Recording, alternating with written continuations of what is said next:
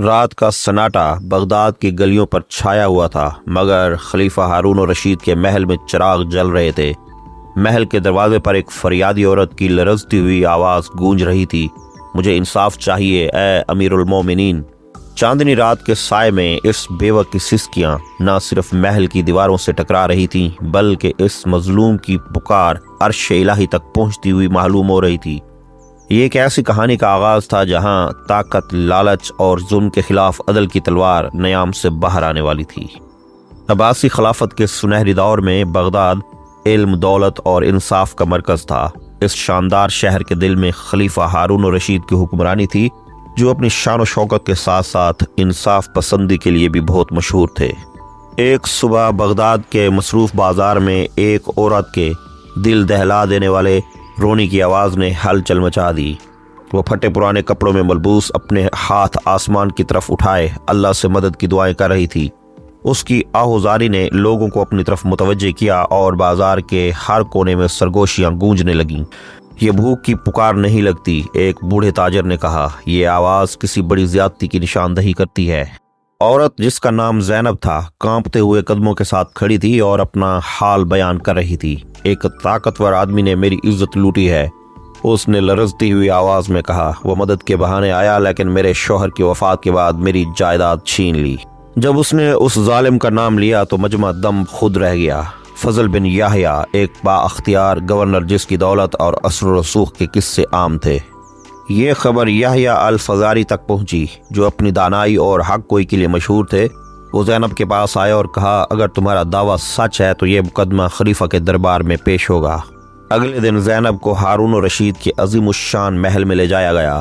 خلیفہ جو سچائی کے متلاشی اور انصاف کے محافظ تھے، پہلے ہی بازار کی ہلچل کی اطلاع پا چکے تھے۔ انہوں نے اپنے قریبی مشیر جعفر برمکی کو حکم دیا کہ زینب کو ان کے سامنے پیش کیا جائے۔ جب زینب خلیفہ کے سامنے کھڑی ہوئی تو اس کی کمزوری اور غم سے بھری آنکھوں نے خلیفہ کے دل کو نرم کر دیا۔ بے خوف ہو کر بات کرو اے عورت، انہوں نے کہا، یہ انصاف کا دربار ہے۔ زینب نے اپنی کہانی بیان کی۔ میرے شوہر کی وفات کے بعد فضل بن یحییٰ میرے پاس آیا اور حفاظت کا وعدہ کیا، لیکن اس نے دھوکہ دے کر میری زمین چھین لی اور مجھے اور میرے بچوں کو بے گھر کر دیا۔ میں نے فریاد کی، لیکن اس کے آدمیوں نے مجھے خاموش کر دیا۔ دربار میں سناٹا چھا گیا۔ ہارون الرشید کا چہرہ غصے سے سرخ ہو گیا۔ انہوں نے جعفر کی طرف دیکھا اور حکم دیا، فضل بن یحییٰ کو فوراً دربار میں پیش کرو۔ کچھ دنوں کے اندر فضل بغداد پہنچا، لیکن وہ اس طوفان سے بے خبر تھا جو اس کا انتظار کر رہا تھا۔ اپنی حیثیت پر غرور کرتے ہوئے وہ دربار میں داخل ہوا، لیکن جب اس نے زینب کو خلیفہ کے ساتھ کھڑا دیکھا تو اس کا غرور ماند پڑ گیا۔ ہارون الرشید نے سخت لہجے میں پوچھا، فضل بن یحییٰ، تم پر سنگین الزام لگایا گیا ہے۔ یہ عورت کہتی ہے کہ تم نے اس کے دکھ کا فائدہ اٹھا کر اس کی جائیداد چھین لی۔ تمہارے پاس کیا جواب ہے؟ فضل بن یحییٰ نے ہچکچاتے ہوئے کہا، اے امیر المومنین، یہ عورت میرے خلاف جھوٹا الزام لگا رہی ہے، میں بے گناہ ہوں۔ خلیفہ کی نظریں مزید سخت ہو گئیں۔ ہم دیکھ لیں گے، انہوں نے کہا۔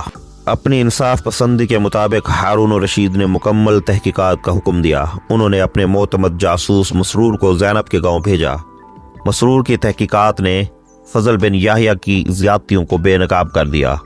دستاویزات ثابت کرتی تھیں کہ زینب کی زمین زبردستی فضل کے نام منتقل کی گئی تھی، اور گواہوں نے تصدیق کی کہ بیوہ کو دھمکیاں دی گئی تھیں۔ جب مسرور ان شواہد کے ساتھ واپس آیا تو خلیفہ ہارون الرشید نے فضل بن یحییٰ کو دوبارہ طلب کیا۔ سچائی ہمارے سامنے ہے، ہارون الرشید نے کہا، اب بھی کیا تم اپنی بے گناہی کا دعویٰ کرتے ہو؟ فضل کے غرور کا خاتمہ ہو چکا تھا۔ وہ خلیفہ کے سامنے جھک گیا۔ میں اعتراف کرتا ہوں، اس نے کہا، میں نے زیادتی کی، اے امیر المومنین، مجھ پر رحم کریں۔ ہارون الرشید کی آواز فولاد کی مانند سخت تھی۔ تم نے ایک مظلوم عورت کا دکھ کا فائدہ اٹھایا اور اپنی طاقت کا غلط استعمال کیا۔ ایسا ظلم کسی صورت برداشت نہیں کیا جائے گا۔ انہوں نے جعفر سے کہا، فضل بن یحییٰ کو اس کے عہدے سے معزول کر دو اور اس کی تمام دولت ضبط کر لو۔ یہ دولت اس بیوہ کو واپس کرو اور ان لوگوں کی مدد کے لیے استعمال کرو جن پر اس نے ظلم کیا۔ پھر انہوں نے فضل بن یحییٰ کی طرف دیکھا، جہاں تک تمہارا تعلق ہے تمہیں قید میں رکھا جائے گا جب تک اللہ پاک تمہارے دل میں سچی توبہ پیدا نہ کرے۔ زینب جس کی زمین اور دولت واپس کر دی گئی تھی، خلیفہ کے سامنے کھڑی ہوئی آنسوؤں سے بھری آنکھوں کے ساتھ شکریہ ادا کرتے ہوئے کہنے لگی، اللہ پاک آپ کو جزائے خیر دے اے امیر المومنین، آپ نے نہ صرف مجھے انصاف دیا بلکہ میری زندگی میں امید بھی واپس لوٹا دی۔ ہارون الرشید مسکرائے اور کہا، میرا شکریہ مت ادا کرو اے عورت، یہ انصاف اللہ رب العزت کا ہے جو سب سے بڑا حاکم ہے۔ اپنی نعمتوں کا شکر ادا کرو اور ہمیشہ مظلوموں کی مدد کے لیے تیار رہو۔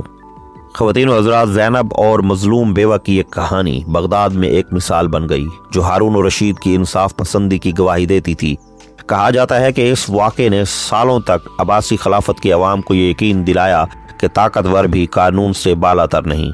اس طرح بغداد کے سنہری شہر میں انصاف کی روشنی روشن ہوئی جو آنے والی نسلوں کے لیے ایک مشعل راہ بنی۔